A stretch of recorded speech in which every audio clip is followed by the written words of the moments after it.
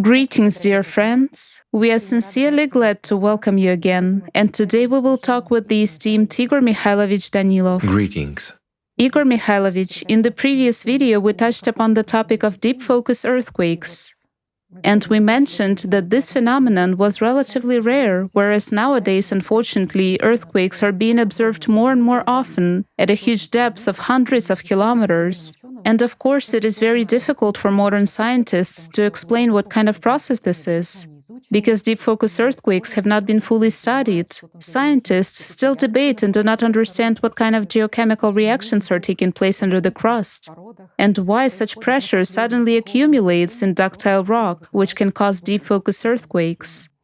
Therefore, we were asked to explain this issue in our videos as well. What is this mysterious mechanism of occurrence of deep focus earthquakes? What is that? What is the nature of deep focus earthquakes? And what is the reason for this phenomenon to occur? Well, in fact, it is all simple.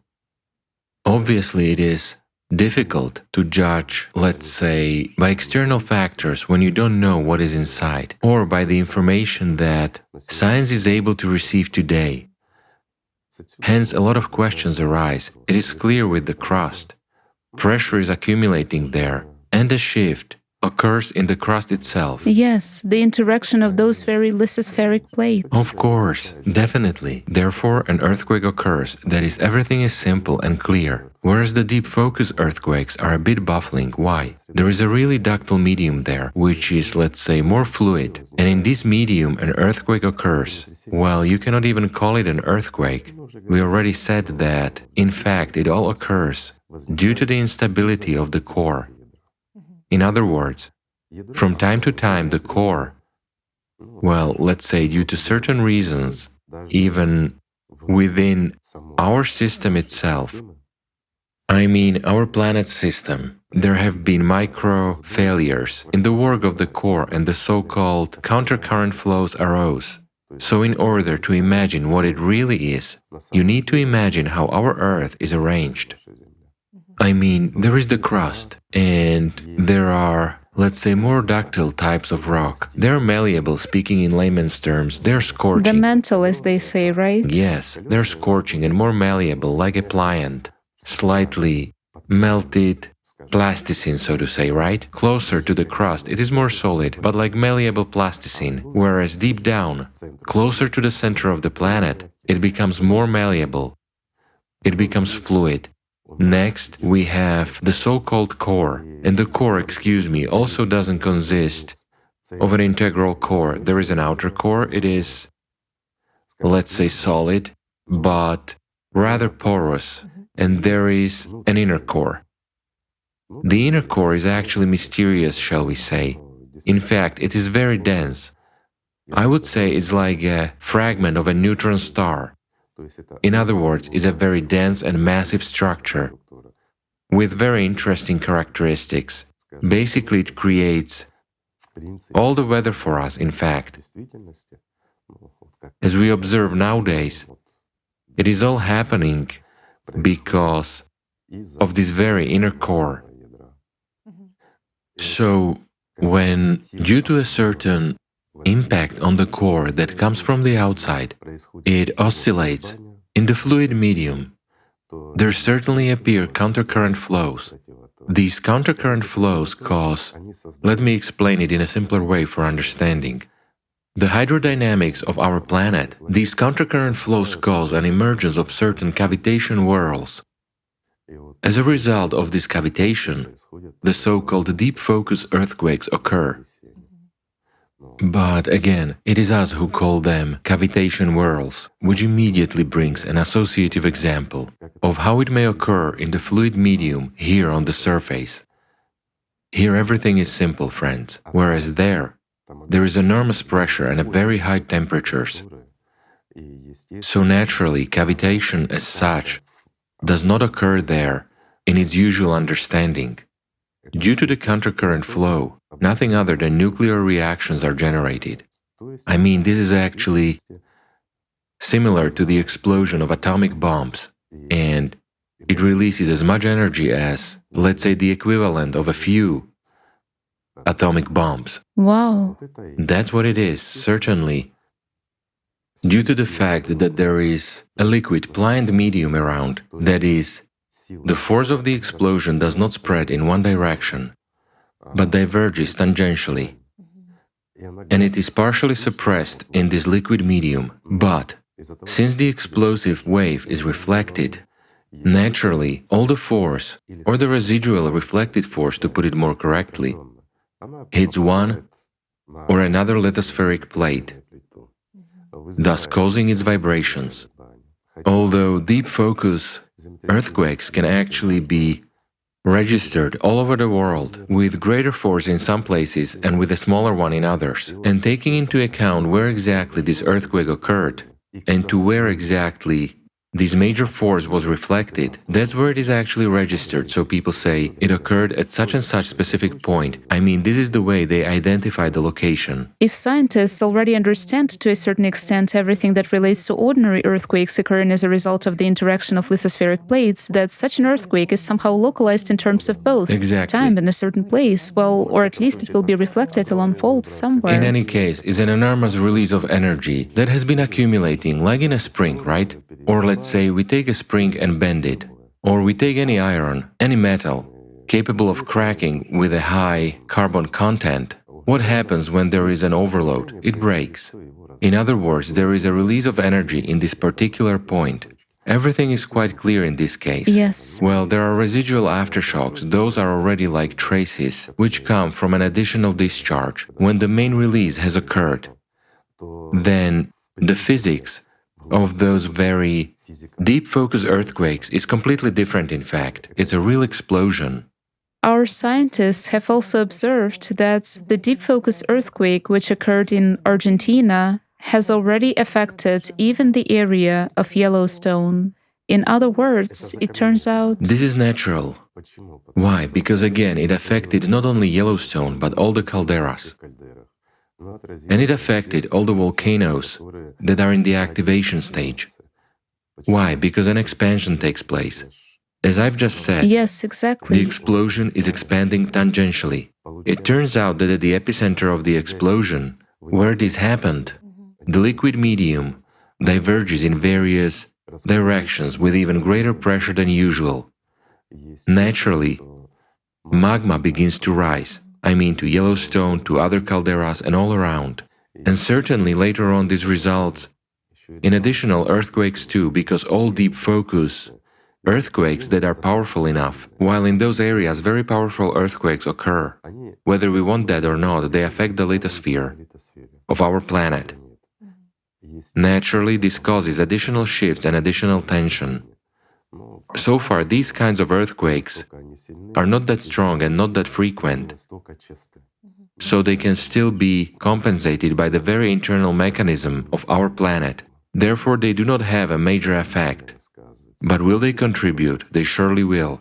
And another thing is also interesting. Precisely because of the deep focus earthquakes, certain outbursts occur. I would say increased outbursts of the electromagnetic field. They're local, Sort of a discharge. of course.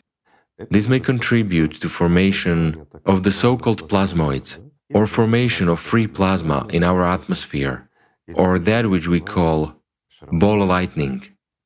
Subsequently, we will see that there will be more and more of such lightning, and people will see it more and more often. So this is also directly linked. If previously people thought whether the existence of such a natural phenomenon is actually a myth or not, now… No, there has always been ball lightning. It often formed during thunderstorms. But again, in specific places where there is an enhanced electromagnetic field. Why? Because ball lightning, or the so-called plasmas that are formed, they are formed exactly where the electromagnetic field of our Earth is more enhanced. This was often associated with additional energy, the atmospheric energy that was discharged by the lightning habitual to us. So everything was interconnected in this case. While now, due to the fact that the process of instability of our core is increasing, those very deep focus earthquakes or explosions, to put it more correctly, release a huge amount of energy. and this energy naturally comes out.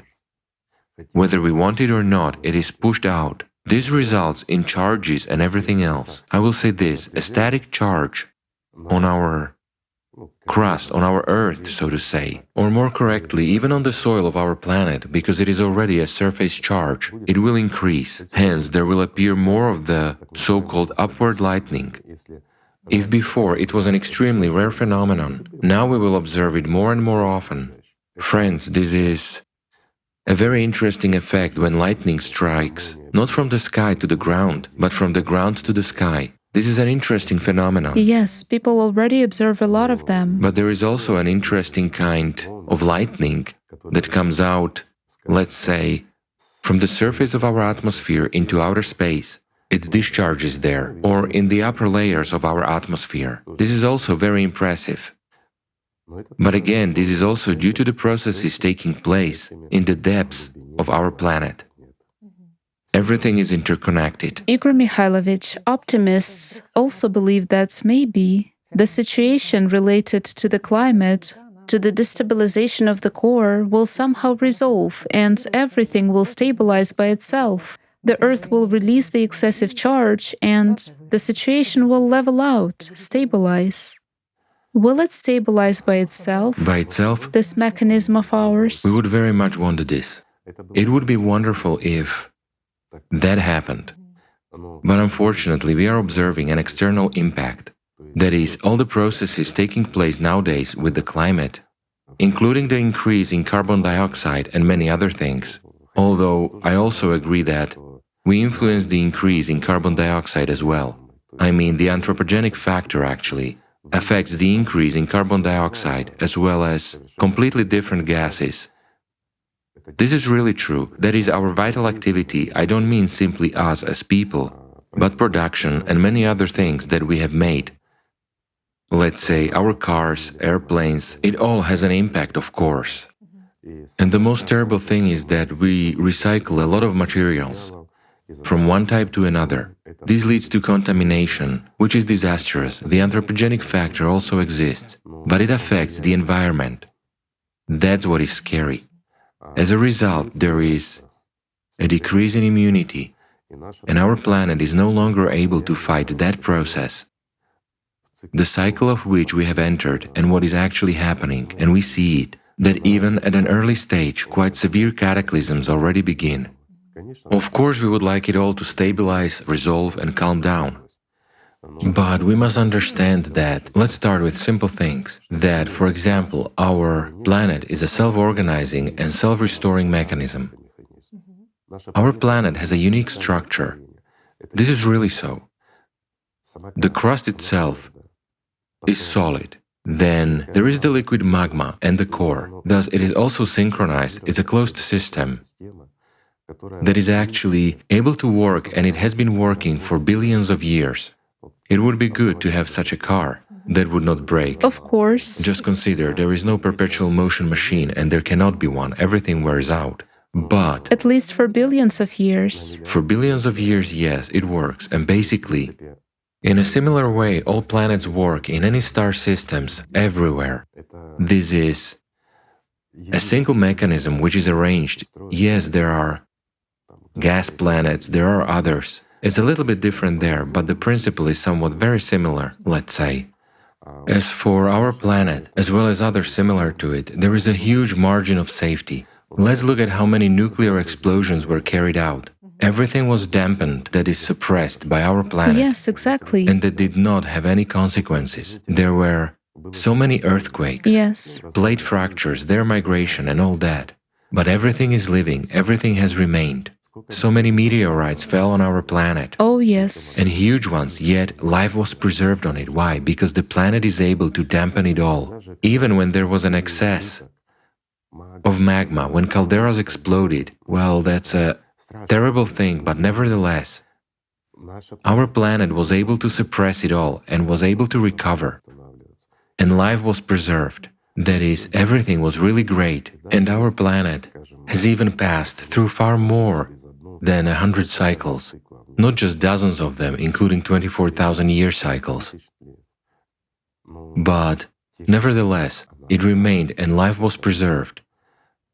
It's just that the environment was better and everything survived because there was a margin of safety, and the ocean played a huge role. I would say the ocean plays the leading part in the immunity of our planet.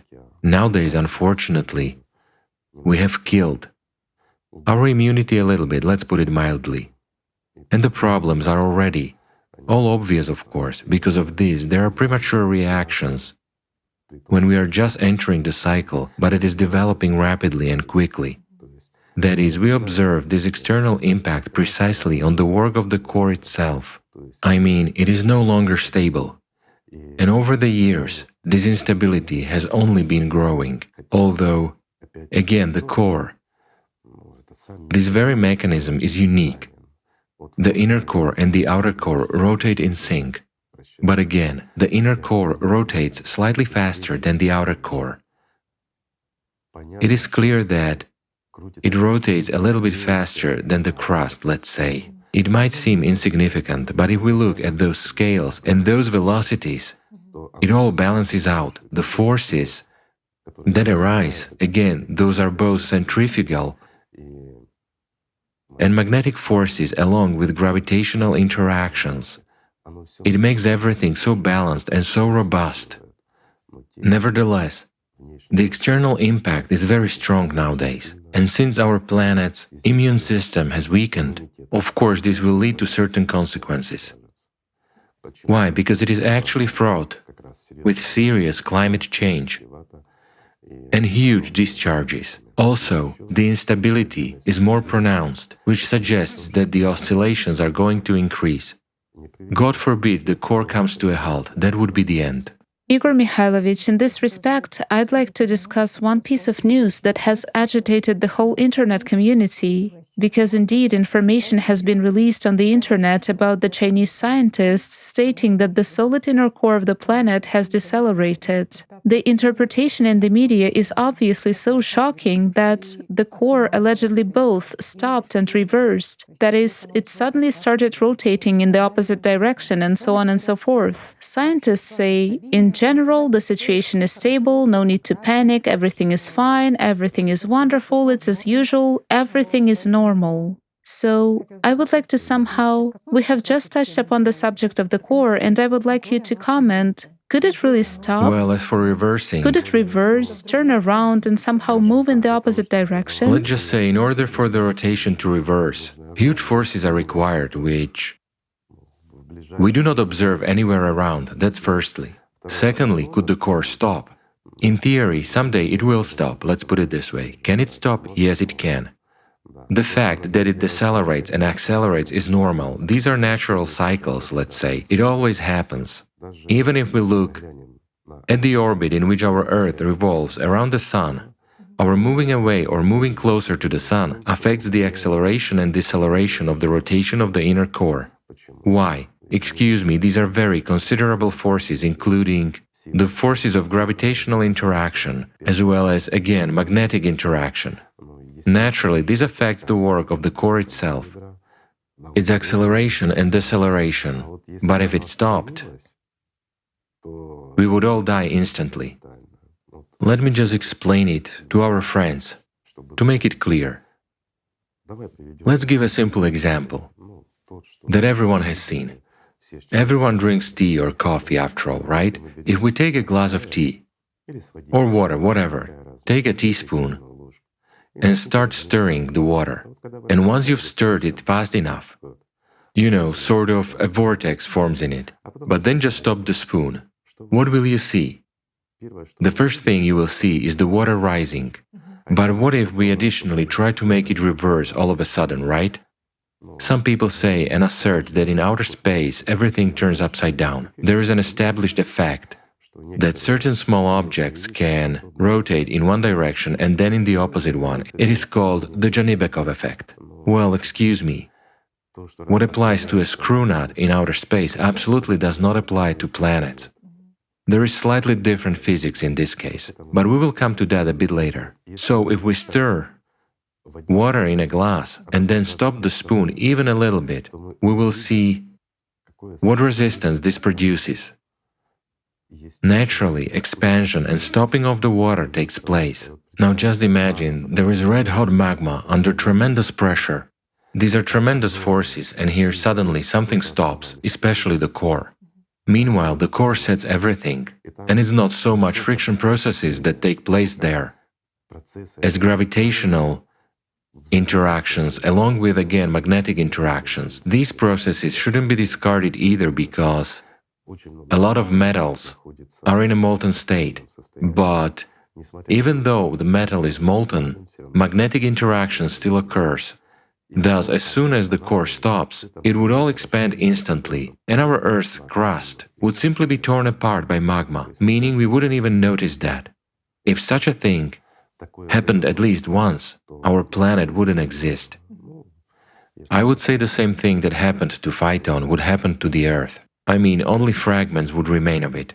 Igor Mikhailovich, we discussed the fact that the core is affected by an external impact, and people also came up with a question. Of course. Okay, but why do we not observe this impact on the Earth's surface? Why do we, as modern science, not detect it I'll put it this way. with various devices? People have been living for thousands of years but haven't noticed and haven't known that there are neutrinos, right? If they hadn't accidentally discovered them, no one would have known to this day. Why? Yes. Neutrinos exist. They produce a certain interaction. Let's say this is necessary and important. They exist and they are needed for some purpose, but do we observe them? Do you know how many neutrinos have flown through you and me right now? Of course not. A huge number. Yes, sure. You see, during the time we've been talking, during our video recording, so to say, a tremendous number of neutrinos have flown through every millimeter of our bodies and the bodies of our friends. And we haven't noticed that. But as of today, we do know that neutrinos exist, Right. that it's a huge flow, and there are neutrinos which are released within our planet. We already said that as soon as we began to be exposed to the external impact, a very powerful release of neutrinos started in huge quantities from the bowels of our planet. This precisely indicated that we had come under the external impact of a different, tougher and stronger kind of energy, which in turn caused certain reactions, including nuclear reactions, inside our planet, including those in our core, which actually resulted in a release of a tremendous number of those very neutrinos. In other words, this clearly indicated the process itself, and unfortunately this process is only aggravating and intensifying. Also, why do we not observe the impact? First of all, it's a new kind of energy. Really, friends, it is something that we have never encountered. We don't know how it interacts, we don't know what it interacts with, but we know for sure that it affects the core of our planet. A simple question, why does it not affect us? Why does it not affect the crust, right? Well, if something attacked us, like cosmic radiation, Yes, exactly. we would see the background radiation. Something would be happening. Before it reached the core, Yet it doesn't affect, but at the same we would time, notice. of course, but at the same time, that very energy which is coming, those particles, carry enormous energy that is capable, again, in the structure itself. Here we have to understand, indeed, friends, our planet is a very complex mechanism. It has a tremendous speed of rotation and speed of flight. All forces are taken into account here, not just the fact that the Earth revolves around the Sun. Well, let's say our planet is spinning by itself. It is rotating around the Sun, and it is also spinning within our galaxy. We are in the arm, guys, all that. All these forces are taken into account when our planet is moving in cosmic space. Moreover, our galaxy is not only rotating, it is flying at a great speed as well, and there is also, pardon me, a factor of rotation, and all these speeds generate a huge force inside our planet. Nevertheless, the external impact, which we do not observe, severely affects the work of our planet's core and causes its destabilization. This fact has already been confirmed. It has been noticed, it is observed, and we can see that this instability increases, which in turn leads to an additional release of energy. Meanwhile, what is an additional release of energy from the core itself, or, let's say, in the depth of our planet? It is a natural conversion of energy into heat, which in turn affects scorching minerals, metals, and everything else that magma consists of. So, of course, the latter begins to expand, and naturally, oscillations occur. And the slightest instability, heating, and all that causes not only deep focus earthquakes at the depth, so to say, but this actually provokes expansion. It causes heating of the soil and affects the electromagnetic field of our Earth. The magnetic field starts changing, which in turn causes a whole cascade of processes. You know, this is really like something whole and stable just begins to collapse. That's where it all originates from. However, why do we not notice that? Let me give you a simple example for understanding. For instance, if we take a fishing net intended for catching large fish, and take a handful of millet, for example, and throw it into this net, what will we see? At the best, several grains will rebound. They will rebound, yes. While all the rest will fly through the net. Okay, we take a net and put a ball behind it, an ordinary ball that children play with, and we throw a handful of grain into this ball with sufficient force. What will we see? An attack on the ball. Of course. And the ball will produce vibrations if we have sufficient throwing power, right? That's the answer. This is something that is happening all the time. Igor Mikhailovich, the key question concerns the structure of this world in general. Who and why devised it so that every 12,000 or 24,000 years humanity has to suffer so much? Why was such a test invented at all? What is actually the reason for the existence of this impact with such a cycle of 12,000 and 24,000 years? You know, if we move away from science a little bit and let's say, go back a little bit to alternative history, to those artifacts and facts that are observed and that confirm the existence of past civilizations. After all civilizations existed for 12,000 years. That is, 12,000 years is the peak of civilization development. In fact, not a civilization, but a community. And here there are two ways. Either we become a civilization, overcome it all and develop further, or there occurs such a renewal, so to say, or such an impulse of life is set. And I'm not mistaken here saying an impulse of life. Why? Because it happens everywhere and all around.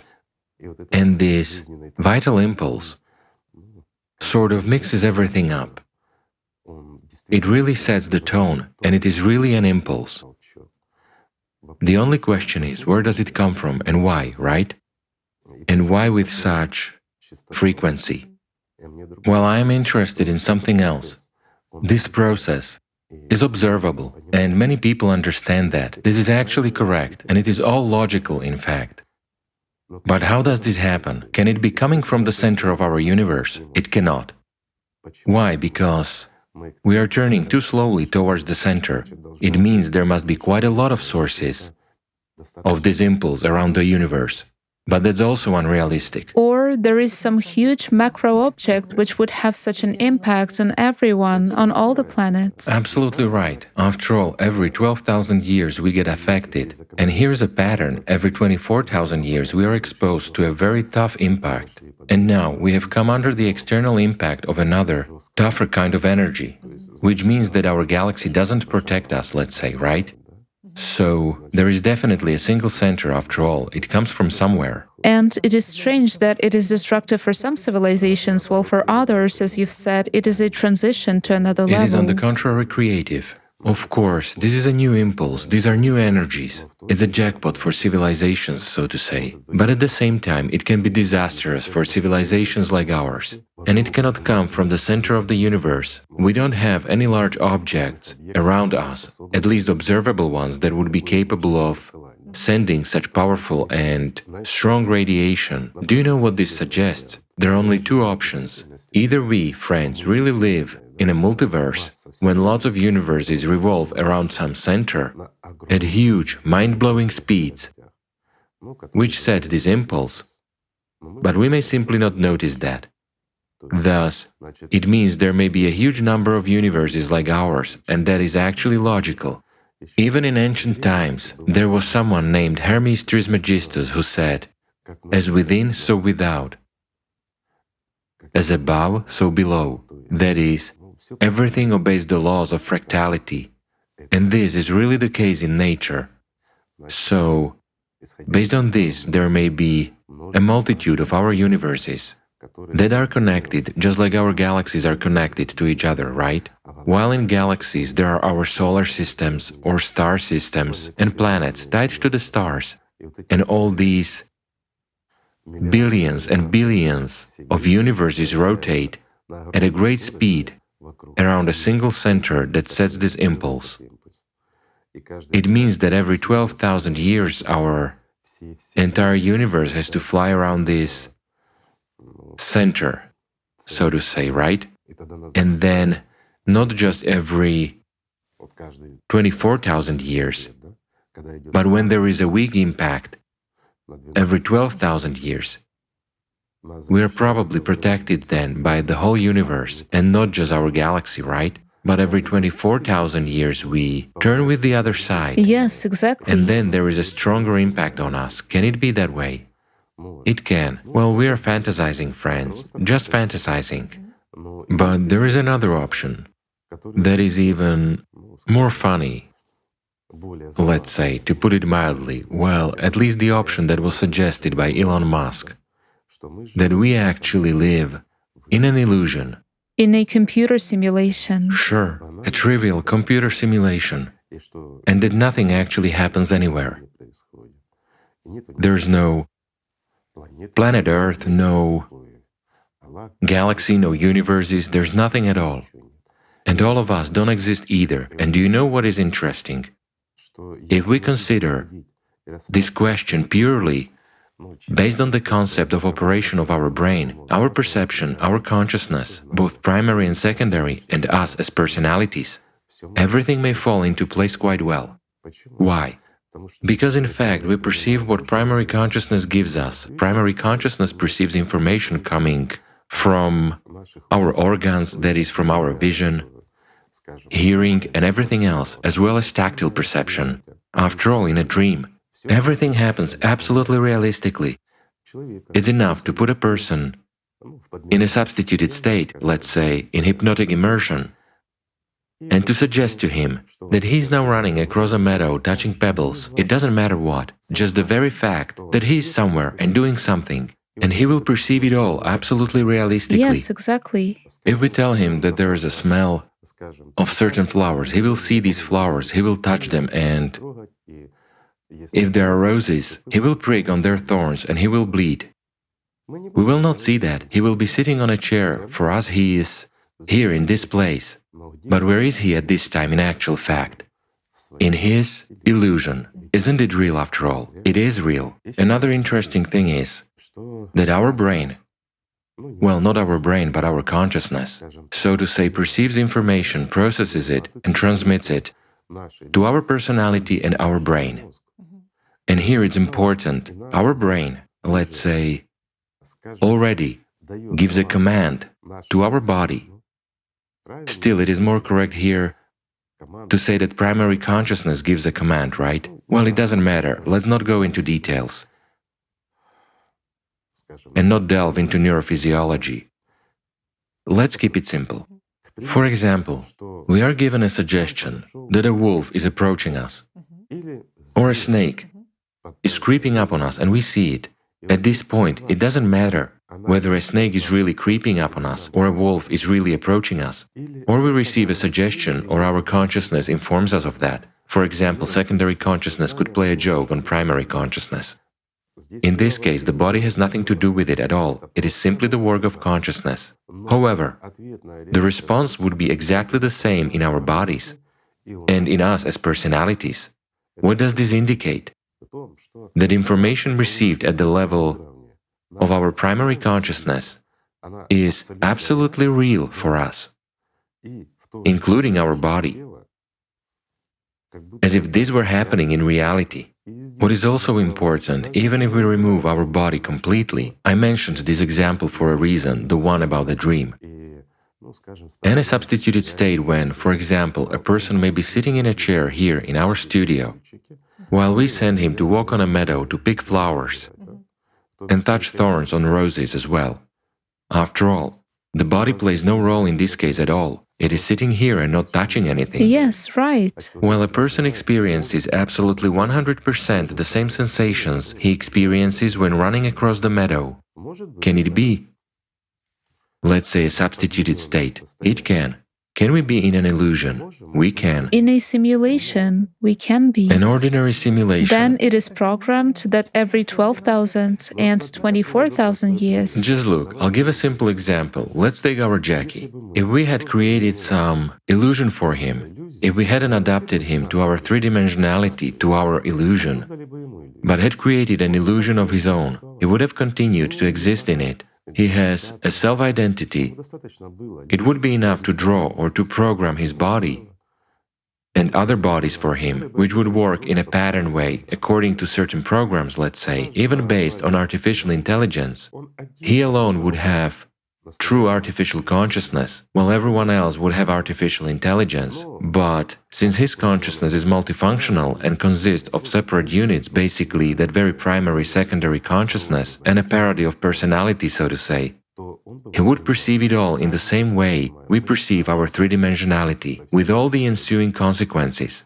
Yes, it's a lot of work, but if it's a self-organizing system, even if it is implemented at the level of a well-built artificial intelligence, then Jackie wouldn't see the difference. He would be living in his own illusion. You see? Wow. In the same way, we too can be in our illusion, somewhere, excuse me, in a box. There could be billions of us, locked up somewhere on a shelf. And someone could just be amusing himself, watching us, live our lives. Could this be the case? Easily, friends. There has to be an observer who is interested in this. There has to be, for sure. Why? Because all this is based on the power of Vril, the greatest power in this world. What is the main function of the power of Vril? To create worlds. I'll put it this way. It is the only power that converts energy into matter, meaning it turns nothing into something.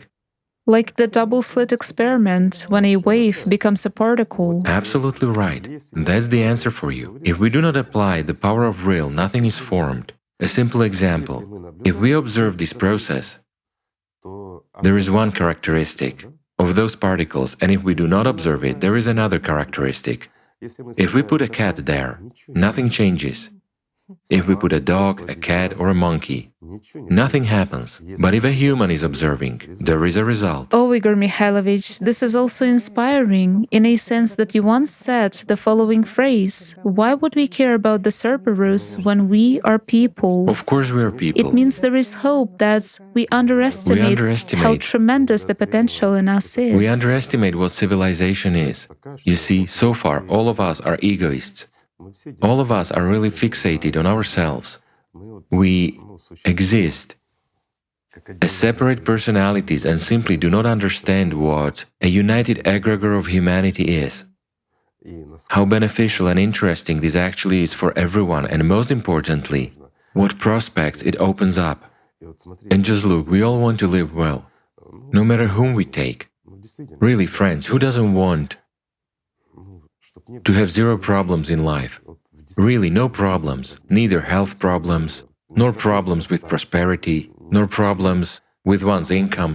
Whatever you take, everything is resolved. Everything is indeed resolved. Everyone dreams of well-being. And this... After all, people actually fight each other for... Right. Yes, to improve their well-being. To improve their well-being. As a matter of fact, people fight each other because of the concept of authority.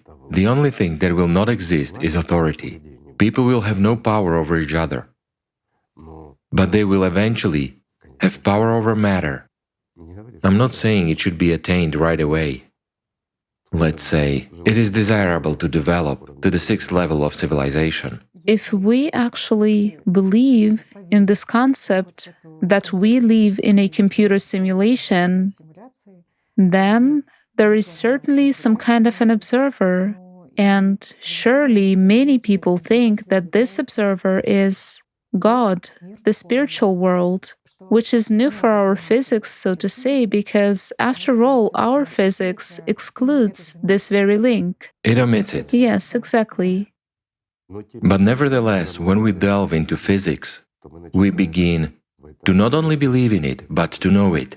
Whenever you speak about the primordial allotrophysics, in one way or another, Wait. it is always linked The with primordial Allatra physics is a 100% confirmation of not only God, but also the devil. If there is God, there is life. If there is no God, everything collapses and comes to its primordial state. It just disintegrates to the level of energies which leave where they came from. This kind of confirms the simulation which really exists. So, by the devil, in the language of physics, we mean any matter This is the absence of God. It's a process of destruction. that is without. Without God, there is only the devil. Without life, there is only death. Without light, there is only darkness. And in order for there to be life, we need a certain impetus all the time. We need this impulse of life, I would say, is like an impetus. It is that which fills with the energy of life and makes it possible to continue to exist. Matter always tends towards destruction. We are even programmed to be destroyed. And look, a question arises for some of our friends. If we build the creative society, how will we fight old age? And here a lot of questions arise regarding the fight against old age, so to say, and prolonging human life beyond the species limit. But I'll put it simply, even an ordinary piece of information that is embedded in a cell, if it is changed, the cell will live forever. Not the cell, we do not affect anything in a cell, only information. So what is being destroyed? After all, a cell is constantly dividing, it is constantly deformed. Yes, it is clear that it is currently said that there are the so-called telomeres which shorten with each division. What makes them shorten? First of all, this is due to information, and if we change the information in our DNA, merely information, nothing more, then a lot will change. Excuse me, we can change a person's skin color or anything else, both height, weight, and facial features. Whatever we want. This is already a confirmed and well-known fact as of today. I'm not saying anything new. I'm not saying that this is the know-how that will be introduced. No, friends. It already exists and it already works in our world. Just the fact that it is not available to us now, well, that's a different story. Who are we? Are we actually humans? That is, every 12,000 years or 24,000 years, we as humanity receive an impulse of life. Of course, like that very cell, which, if you don't update the information in it, it will age and eventually get destroyed. If we update the information in it, then it will live as long as it needs to, constantly divide and nothing will happen to it. And this very ray of light, let's say, is needed for darkness not to win. On the one hand, what is happening now that we are coming under the external impact is the impulse of life. But on the other hand, it can also be disastrous. In other words, everything that is unworthy simply disappears and ceases to exist, I would say. And in fact, if we look, we as a human community, guys, the question is serious here. It is really honest. And we ourselves should answer it honestly. Look at what predominates in each of us. What prevents us from becoming a civilization? And precisely this, that which prevents us, is the victory of Satan in our community, so to say. It doesn't matter what we call it, the animal part or anything else. But it wins. If it wins, this means we are doomed. If we as people, as our community become united, become a single organism, we create a single egregor, then we will be able to resist this as well. A simple And point. take advantage of the impulse of life. Of course, but then we reach another level of the game, you know, which is called human life. Even at the first level of development, as a civilization, we will discover something that even science fiction writers have not described to us. These are the opportunities we can only dream of. It's a very inspiring piece of information that forces us to hurry even faster in order to build a creative society. You know, it forces those who want this and who understand. But we all face the paradox of a human. That is, there are a lot of people who do not perceive this, although it is trivial. As mathematics, 1 plus 1 will be 2. The same is here. If we build a creative society, tremendous prospects open up for each and every one of us. Firstly, it means many years of happy life, even for the oldest of us now. Why? Because the human body is capable of regeneration and up to full restitution, I will say so, even under degenerative changes. This is not a problem. As of today, it's not a problem. But we don't want that, do we? We aren't doing that. But at the same time, we all want it. You see, this destructive part in us, which is aimed at destruction and self-destruction, it dominates.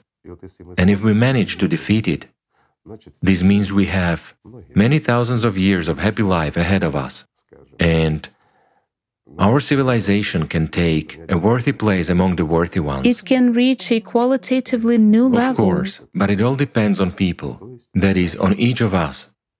While everything starts, friends, with banal respect and love for each other. So let's just love each other. Thanks. Thank you very much. Thank you, friends. Peace be with you.